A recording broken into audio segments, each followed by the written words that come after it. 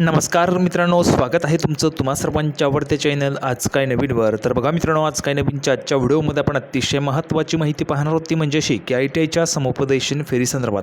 बघा, ITIच्या 4ही फेऱ्या झालेल्या आहेत. आता ITIचं ॲडमिशन जे आहे ते शेवटच्या फेरीमध्ये त्या ठिकाणी आलेलं आहे, म्हणजे समुपदेशन फेरीमध्ये आलेलं आहे.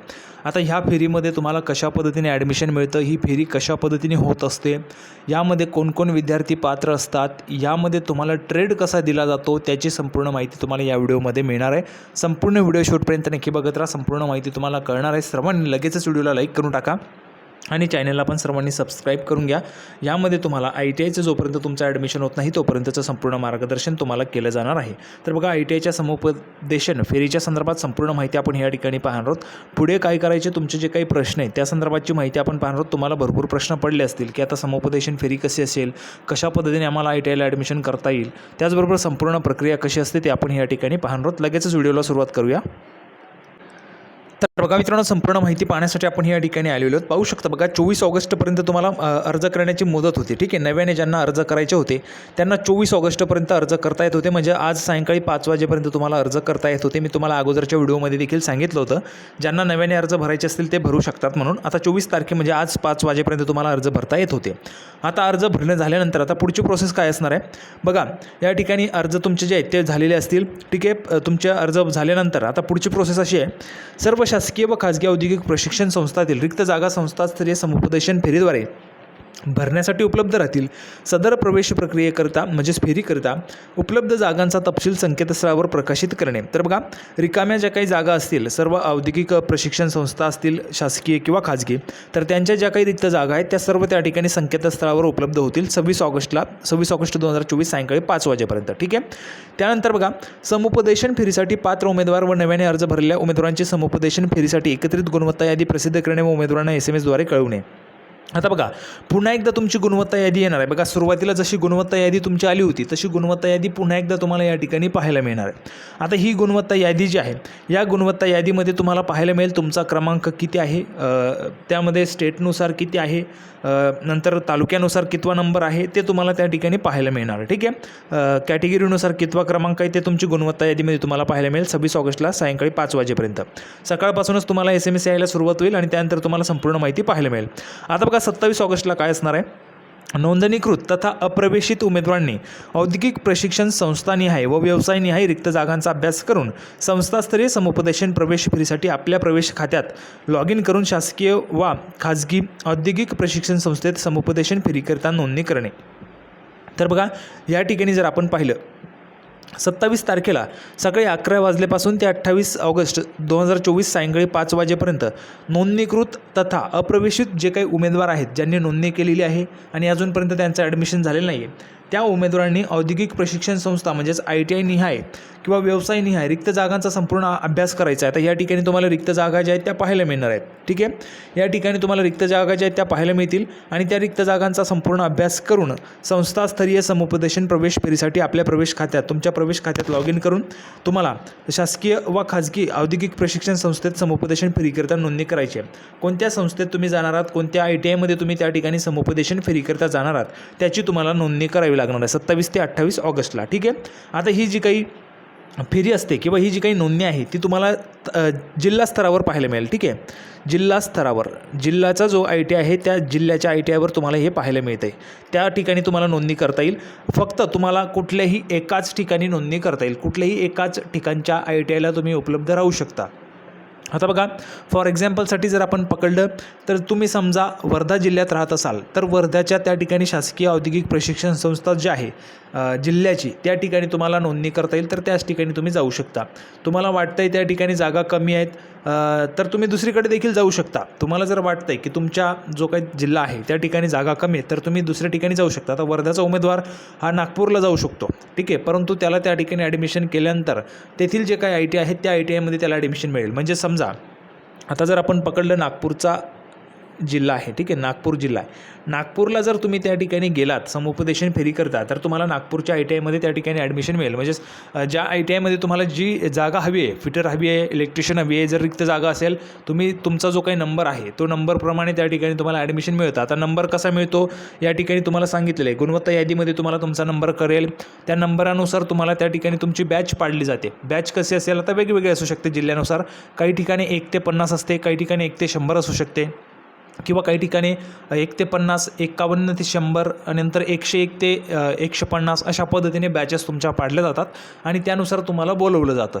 त्यानुसार तुम्हाला बोलवून त्या ठिकाणी तुमच्या ITIचा तुम्हाला कोणता ट्रेड हवा आहे ते तुम्हाला निवडावं लागतं.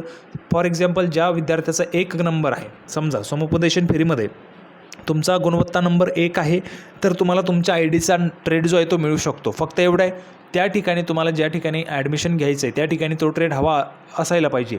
फॉर एक्झाम्पल तुम्हाला इलेक्ट्रिशियन हवा आहे आणि तुमच्याच तालुक्यात हवा आहे, तुमच्या तालुक्यात इलेक्ट्रिशियन अवेलेबल नाही तर तुम्ही दुसऱ्या तालुक्यामध्ये देखील ॲडमिशन घेऊ शकता इलेक्ट्रिशियन ट्रेडला, ठीक आहे. कारण तुमचा 1 नंबर आहे. सर्वात अगोदर तुम्हाला विचारलं जाईल तुम्हाला कोणता ट्रेड घ्यायचा आहे. तुम्ही जो ट्रेड सांगाल, ज्या ITIला सांगाल त्या ITIला तुम्हाला ॲडमिशन मिळून जातं. लगेचच त्या ठिकाणाहून अलॉटमेंट लेटर जे आहेत ते अलॉटमेंट लेटर त्या ठिकाणी तुम्हाला प्रोव्हाइड केलं जातं. ते अलॉटमेंट लेटर घेऊन तुम्हाला संबंधित ITIमध्ये जावं लागतं. त्या ITIमध्ये तुमचं अलॉटमेंट लेटर द्यायचं, संपूर्ण डॉक्युमेंट सोबत घेऊन जायचं आहे. सर्व विद्यार्थ्यांनी लक्षात घ्या, जे विद्यार्थी समुपदेशन फेरीकरता जाणार आहेत त्या विद्यार्थ्यांनी संपूर्ण डॉक्युमेंट्स सोबत घेऊन जा, फी देखील सोबत घेऊन जा आणि फॉर्म पण तुमचा सोबत घेऊन जा. म्हणजे ज्यावेळेस तुमचं अलॉटमेंट लेटर त्या ठिकाणी इश्यू केलं जाईल, तयार केलं जाईल, जारी केलं जाईल, ते अलॉटमेंट लेटर घेऊन तुम्हाला संबंधित ITIमध्ये जायचं आहे. त्या ITIला तुमचे डॉक्युमेंट्स वगैरे पूर्ण सबमिट करायचं, त्या ठिकाणी फी वगैरे भरायची, तुमचं ITI होऊन जाईल. तुम्हाला ज्या दिवशी कॉलेज चालू होईल त्या दिवशी बोलवलं जाणार आहे. अशा पद्धतीने संपूर्ण समुपदेशन प्रक्रिया जी ती त्या ठिकाणी असते. पुढे बघा, 29 ऑगस्ट 2024 सायंकाळी 5 वाजेपर्यंत काय तर संगणक प्रणालीद्वारे संस्थास्तरीय समुपदेशन फेरीसाठी संस्थानिहाय गुणवत्ता यादी प्रकाशित करणे, समुपदेशन फेरीसाठी वेळ व दिनांक बहाल करणे व याबाबत उमेदवारास त्यांच्या प्रवेश खात्यात व SMS द्वारे माहिती देणे. आता बघा, संगणक प्रणालीद्वारे संस्थास्तरीय समुपदेशन फेरीसाठी संस्थानिहाय गुणवत्ता यादी जी आहे ती प्रकाशित केली जाईल.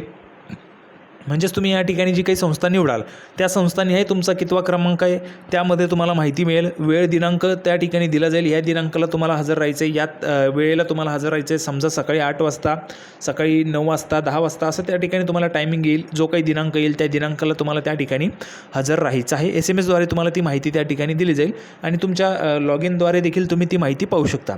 नंतर बघा, दिलेल्या वेळ व दिनांकास हजर असलेल्या उमेदवारांना त्यांच्या गुणवत्ता क्रमांकानुसार, बघा तुमचा गुणवत्ता क्रमांक जो असेल 1 नंबर आहे तर तुम्हाला तुमच्या आवडीचा ट्रेड मिळेल. समजा तुमचा 50 नंबर आहे आणि नशीब तुमचं चांगलं आहे की तुमच्या 50 नंबर असताना देखील इलेक्ट्रिशियन त्या ठिकाणी तुम्ही ज्या ठिकाणी नोंदणी केलेली आहे त्या जिल्ह्यामध्ये इलेक्ट्रिशियन अवेलेबल आहे तर तुम्ही तो घेऊ शकता, ठीक आहे. तर अशा पद्धतीने तुम्हाला गुणवत्ता क्रमांकानुसार समुपदेशनाकरता बोलवणे व प्रवेशाकरता उपलब्ध जागा, उमेदवारांची मागणी, उमेदवारांची अर्हता या आधारावर प्रवेशाच्या जागांचे वाटप करणे. तुमची शैक्षणिक अर्हता, तुमची जी मागणी असेल, इलेक्ट्रिशियन आहे, फिटर आहे, तुमचा आवडीचा ट्रेड तुम्ही घेऊ शकता. डिझेल मेकॅनिक, प्लंबर, नंतर कारपेंटर आहे, भरपूर असे ट्रेड आहे. ITIमध्ये भरपूर असे ट्रेड आहेत. तुम्हाला जो हवा तो ट्रेड तुम्ही तुमच्या मागणीनुसार तुम्हाला तो ट्रेड त्या ठिकाणी दिला जातो. फक्त तो ट्रेड त्या ठिकाणी अवेलेबल असायला पाहिजे, तो तुम्हाला मिळत असतो, ठीक आहे. तर तुम्हाला वेळ देखील दिला जाईल, तुम्हाला टायमिंग दिलं जाईल, त्या दिवशी तुम्हाला त्या ठिकाणी हजर राहायचे. सहसा करून 30 ऑगस्ट आणि 31 ऑगस्ट या ठिकाणी दिलेलं आहे तर तोच 30 दिनांक तुम्हाला येऊ शकते, परंतु लक्षात घ्या 30ला बोलवलं आहे किंवा 31ला बोलवलं आहे, ठीक आहे. तर ते एक वेळेस चेक करून घ्या आणि त्यानंतर तुम्ही जाऊ शकता. नंतर बघा, सदर प्रवेशकर फेरीत जागा बहाल करण्यात आलेल्या उमेदवारांनी सर्व मूळ प्रमाणपत्रांच्या संबंधित औद्योगिक प्रशिक्षण संस्थेत दिलेल्या मुदतीत प्रवेशाची प्रत्यक्ष कारवाई करणे. बघा, तुम्हाला सांगितलेले अलॉटमेंट लेटर तुम्हाला दिलं जातं. ते अलॉटमेंट लेटर घेऊन संबंधित जी काही ITI आहे त्या ITIमध्ये तुम्हाला जावं लागतं. संपूर्ण डॉक्युमेंट्स तुमचे घेऊन जायचे, ते डॉक्युमेंट्स जमा करायचे, तुमची फी भरायची आणि त्यानंतर तुमचं ॲडमिशन त्या ठिकाणी होऊन जात असतं. अशा पद्धतीने संपूर्ण प्रक्रिया जी आहे ती त्या ठिकाणी होत असते आणि या पद्धतीने तुम्हाला तुमचे जे काय आवडीचा ट्रेड आहे तो त्या ठिकाणी मिळू शकतो ITIमध्ये, ओके. आता पुढची प्रोसेस राहते खाजगीमध्ये. बघा, खाजगी औद्योगिक प्रशिक्षण संस्थेतील संस्था स्तरावरील प्रवेश कशा पद्धतीने होतात ते देखील आपण पाहून घेऊया. बघा, या ठिकाणी प्रारंभ दिनांक 21 जुलै 2024 पासून प्रवेश प्रक्रियेच्या अंतिम दिनांकापर्यंत खाजगी औद्योगिक प्रशिक्षण संस्थांमध्ये संस्था स्तरावरील जागा माहिती पुस्तिकेतील मुद्दा क्रमांक 1.4 प्रमाणे वाचून घ्यायचा आहे. संस्थास्तरीय प्रवेश फेरीनंतर खाजगी औद्योगिक प्रशिक्षण संस्थांमध्ये रिक्त राहिलेल्या जागा संबंधित खाजगी औद्योगिक प्रशिक्षण संस्थांना संस्था स्तरावर भरण्यासाठी उपलब्ध होतील. ठीक आहे. जो काही मुद्दा क्रमांक 1.4 आहे तो तुम्ही वाचून घ्या. माहिती पुस्तिका तुमच्याजवळ असेलच तर तुम्ही वाचून घेऊ शकता. ठीक आहे. शासकीय संपूर्ण माहिती मी तुम्हाला दिलेली आहे. एकही माहिती या ठिकाणी राहिलेली नाही अशी अपेक्षा करतो. संपूर्ण माहिती देण्याचा प्रयत्न मी या व्हिडिओमध्ये केलेला आहे. तर हा व्हिडिओ तुम्हाला आवडला असेल अशी अपेक्षा करतो. व्हिडिओ आवडला तर लाईक करा, जास्तीत जास्त शेअर करा. अजूनही कुठलीही अडचण असेल बघा, या व्हिडिओमध्ये तुमच्या कमेंट्स मी घेऊ शकलो असतो, भरपूर कमेंट्स होत्या, परंतु कमेंट्स वाचत राहिल्यामुळे मुद्दा जो आहे, मेन मुद्दा, महत्त्वाचा मुद्दा बाजूला राहतो. त्यामुळे ह्या व्हिडिओमध्ये तुमच्या कमेंट्स घेतलेल्या नाहीत. तुम्हाला काही अडचण असेल, कुठलीही कमेंट्स असेल तर तुम्ही या व्हिडिओमध्ये करू शकता. त्या संदर्भाची जर माहिती त्या ठिकाणी योग्य असेल, व्यवस्थित असेल तर मी तुम्हाला पुढच्या व्हिडिओमध्ये देण्याची नक्कीच त्या ठिकाणी प्रयत्न करणार आहे. तर आपण पुन्हा एकदा भेटूया पुढच्या व्हिडिओमध्ये अशाच पद्धतीची महत्त्वाची माहिती घेऊन. तोपर्यंत धन्यवाद.